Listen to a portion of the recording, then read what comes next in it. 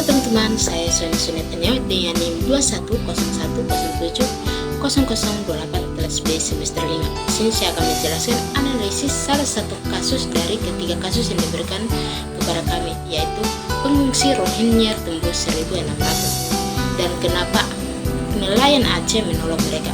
Kita simak video berikutnya ya. Sebanyak 45 orang Rohingya yang seluruhnya pria ditemukan terdampar di Pantai Kuala di dekat Aceh Timur. Menurut wartawan, puluhan pengungsi ini sudah dipindahkan ke gedung support center. Berdasarkan laporan UNHCR, ini merupakan gelombang kedatangan Rohingya ke-10 dalam 1 bulan terakhir.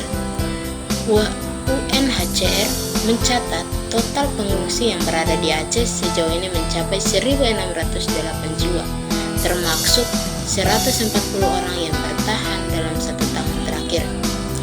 Gelombang kedatangan orang Rohingya ke Aceh diwarnai sistem negatif warganet Indonesia. Bahkan narasi kebencian dan hoaks soal Rohingya marak beredar di media sosial. Di tengah polemik ini, seorang anggota DPR mewacanakan agar penyelamatan pengungsi yang masuk wilayah Indonesia harus didahului pemeriksaan status mereka. Peneliti yang fokus pada Rohingya dari BRIN mengkritik wacana tersebut karena bertentangan dengan prinsip hak asasi manusia, sekaligus bertolak belakang pada akun yang sudah dibuat oleh Bapak Presiden Joko Widodo. Sementara itu, seorang nelayan di Aceh mengatakan kalau ada musibah di laut wajib kita tolong. Kalau tidak menolong ada sanksi adat. Kalau tidak menolong ada sanksi adat. Ya benar. Seorang nelayan di Aceh, Rahmi Fajri, mengatakan hukum adat laut disepakati bersama dengan pimpinan adat yang disebut Panglima Laut, mengikat para nelayan untuk menolong siapapun yang berkesusahan di laut. Di darat kita bermusuhan, tetapi ketika kita di laut, kita jadi saudara. Kalau ada musibah wajib kita tolong. Kalau tidak menolong ada sanksi adat, kata Rahmi. Menurut Rahmi, aturan tersebut sudah turun-temurun berlaku dari nenek moyang yang menjadi kekhususan adat Aceh dan tidak akan goyah walaupun sejumlah kalangan menyuarakan penolakan pengungsian Rohingya. Rahmi Fajri, nelayan di Aceh, sedang membenahi peralatan tangkap ikannya. Jika di laut akan kita tolong, tetapi ketika dibawa ke darat kita itu urusan pengawasan dan pemerintahan. Jadi di luar tanggung jawab nelayan, tambahnya. Panglima Laut Aceh memfitnah Tuj Adek juga mempertegaskan hal itu. Bagi kami, Rohingya itu bukan kewenangan hukum adat laut untuk menerima mereka.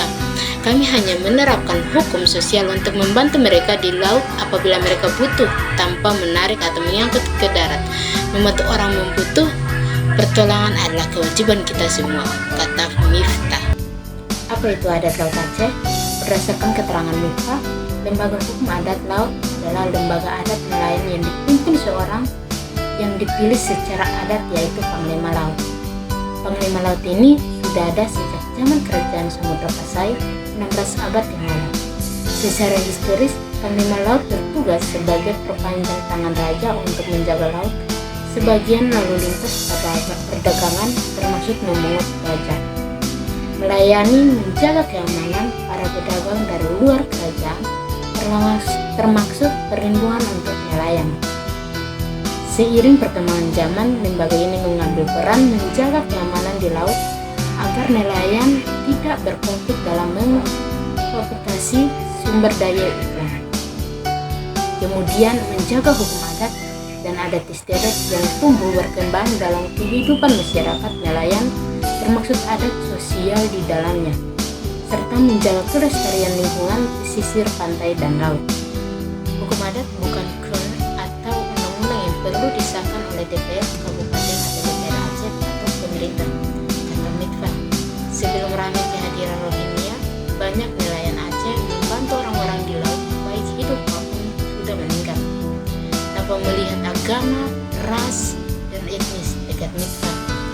Dalam wawancara beberapa tahun lalu, Panglima Laut Aceh tetap akan menolong pengungsi Rohingya meskipun terdapat larangan dari pihak TNI. Kearifan lokal yang tidak diperhatikan Menurut Profesor Trinuddin dari BRIN, menyayangkan kearifan lokal yang dimiliki nelayan Aceh ini tidak diperhatikan oleh pihak otoritas. Padahal hukum adat mereka satu napas dengan peraturan presiden atau Perpres nomor 125 tahun 2016 tentang penanganan pengungsi dari luar negeri yang memprioritaskan penyelamatan. Kalau mereka menerima kapal yang ditolak beberapa kali, menunjukkan sebenarnya mereka tidak menolak, tetapi tekanan lingkungan dan tidak jelasnya kebijakan pemerintah menjadikan mereka tergantung di situasi. Kalau perspektifnya hak asasi manusia, maka yang pertama orang itu ditolong, kata Nukan. Selain itu, jika terdapat pihak otoritas yang mendorong kapal Rohingya kembali ke laut, maka sudah jelas itu melanggar, kata Nukan. Sudah gamblang dijelaskan agar pengungsi dari luar negeri melewati tahap apa yang disebut, yaitu penemuan penumpang dan pengamanan, penemuan penampungan dan pengamanan. Jika kalau dibilang kita dulu baru ditolong, nanti keburu tidak bernapas lagi selanjutnya. Sebelumnya anggota Komisi 1 DPR Bobi Rizaldi memaknai kewajiban operasi penyelamatan dalam Perpres nomor 125 tahun 2016 harus didahului kejelasan status orang-orang yang masuk wilayah Indonesia. Politikus dari Partai Golkar ini menerangi tidak setiap orang termasuk dari komunitas Rohingya masuk ke Indonesia dengan status pengungsi. Yang datang ke Indonesia mungkin tidak terdaftar sebagai pengungsi karena tidak ada terintegrasi sebagai pengungsi. Otoritas yang memasukkan mereka sebagai migran gelap, ujar Bobi dalam sebuah diskusi Bobi di Jakarta waktu itu. Bagaimana aturan Jokowi tentang penanganan pengungsi? Presiden Jokowi menekankan Perpres tahun 2016 nomor 125 pada 31 Desember 2016. Pengulasian ini mengatur penanganan pengungsi yang datang dari luar negeri. Pengungsi yang dimaksud Perpres ini adalah orang asing yang berada di wilayah Indonesia karena ketakutan yang berasal terhadap perspektif berbasis ras, suku, agama, kebangsaan, dan pendapat politik yang berbeda. Yang maksud dalam kategori tadi adalah orang-orang yang tidak menginginkan perlindungan dari negara asal setelah mendapatkan status pencarian suaka atau pengungsi atau dari UNHCR. Merujuk pasal 9 dalam Perpres ini, pengungsi yang ditemukan dalam keadaan darurat seperti berada di kapal yang akan tenggelam harus segera dipindahkan ke kapal penolong. Pengungsi tadi wajib dibawa ke darat jika keselamatan nyawa mereka terancam. Perpres ini mengatur lembaga yang bertugas melakukan ini adalah Basarnas. Operasi penolongan itu dapat melibatkan TNI, Polri, Kementerian Perhubungan, Bapkmala, dan organisasi non-kementerian di bidang serupa. Setelah operasi penyelamatan dan pertolongan tadi, sebagaimana diatur pada pasal 9 huruf D, orang asing yang diduga pengungsi perlu dibawa ke rumah detensi imigrasi atau kantor imigrasi setempat. Disitulah para pengungsi tadi akan menjalani pemeriksaan identitas. Pasal 24 Perpres ini mengatur pejabat rumah detensi imigrasi bekerja sama dengan pemerintah daerah harus menempatkan pengungsi yang ditemukan untuk penampungan atau akomodasi sementara. Menlu Retno bilang UNHCR akan berusaha semaksimal mungkin membantu menyelesaikan masalah ini, antara lain dengan memberikan bantuan untuk mendukung kehidupan para pengungsi tersebut. Saya juga menyampaikan kepada UNHCR di dalam pertemuan tersebut untuk terus mendesak kepada negara pihak konferensi pengungsi untuk segera memulai menerima, sehingga beban tidak bergeser ke negara lain seperti Indonesia. Berdasarkan kasus tersebut, jika dilihat dari sudut pandang sila dalam Pancasila, maka posisi Indonesia ini termaksud dalam sila yang kedua. Pertama, prinsipnya kita selalu mengatakan kalau kita melaksanakan konsekuensi sila. Sila kedua bunyinya kemanusiaan yang ada dan beradab. Melihat peristiwa tragis yang menimpa Rohingya, seharusnya seluruh lapisan rakyat Indonesia bergerak hati untuk turut prihatin dalam kondisi tersebut. Kurang keprihatinan tersebut dilihat sumbangsi terhadap peristiwa ini. Sila kedua ini menjadi tolak ukur bangsa ini telah mengimplementasikan sila tersebut yang ditinjau dari segi kemanusiaan.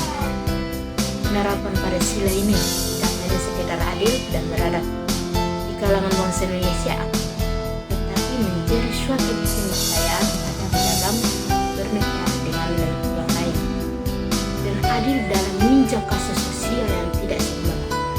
Kasus kebiadaban ini, para pemberantai masalah merupakan bagian dari tugas seorang manusia beradab.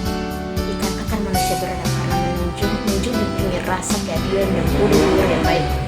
Di luar sana keadilan saudara rakyat dunia dirampas dan rasa keadilan itu telah diperkosa oleh para penguasa. Dikatakan manusia beradab karena menjunjung tinggi rasa keadilan dan budi luhur yang baik. Di luar sana keadilan saudara rakyat dunia dirampas dan rasa keadilan itu telah diperkosa oleh para penguasa. Sampai 1.000 orang yang bertempat tinggal di Rohingya tewas dan terdapat 3.000 orang telah mengungsi di daerah Bangladesh. Melihat peristiwa seperti itu, masihkah orang yang menganggap dirinya Pancasila tergolong dalam manusia yang berideologi Pancasila? Melihat kejadian seperti itu, kita sebagai bangsa Indonesia sudah sangat baik membantu dan menolong mereka, baik secara langsung maupun secara tidak langsung. Sila kedua kemanusiaan yang adil dan beradab merupakan dasar bangsa Indonesia untuk mengukur tangan dan membantu kelaziman yang terjadi di tanah Rohingya. Untuk merepresentasikan hak tersebut, tidak perlu embel-embel agama Islam, tidak. Kasus yang terjadi di Rohingya itu adalah kasus penindasan kemanusiaan, kelaziman penguasa serta pemusnahan massal. Cukup dengan sila kedua jika kita memang bangsa Indonesia, sumbangsi itu bisa terwujud. Apabila dilihat dari sudut politik, ada yang mengatakan bahwa kegiatan aksi Rohingya di Indonesia merupakan bagian untuk melakukan makar. Sungguh sangat kejam sekali perkataan tersebut dilontarkan. Aksi Rohingya di Indonesia tidak ada kaitannya sama sekali dengan politik, apalagi untuk menurunkan presiden. Mereka hanya menyuarakan pada rakyat dan menjadi niat penguasa bahwa ada peristiwa besar yang terjadi di Rohingya. Rakyat orang Pancasila telah menganggap dan peristiwa tersebut. Berjiwa Pancasila menjadi salah satu ciri seorang yang nasionalis. Pandangan tersebut yang berlandas pada Pancasila menjadi bangsa yang beradab bagi Indonesia, bangsa yang adil dalam segala kebijakan dan ketentuan yang diberlakukan, dan tidak kalah penting yakni bangsa yang bertuhan. Inilah kasih sayang, cinta damai akan terwujud jika sikap Pancasila ini benar dilakukan. Rohingya di Aceh diduga terlibat penyelundupan manusia ke Aceh. 11 pengungsi Rohingya ditangkap. Menteri Hukum dan HAM juga menyebut pengungsi Rohingya jadi korban mafia perdagangan dan penyelundupan manusia. Polisi memeriksa 11 orang pengungsi Rohingya sebagai saksi dalam kasus penyelundupan manusia ke Aceh. Dari laporan warga, awalnya polisi menangkap 2 orang pengungsi Rohingya yang sempat memisahkan diri dengan rombongan ketika baru saja mendarat di Desa Lamrai, Kecamatan Masjid Raya, Banda Aceh.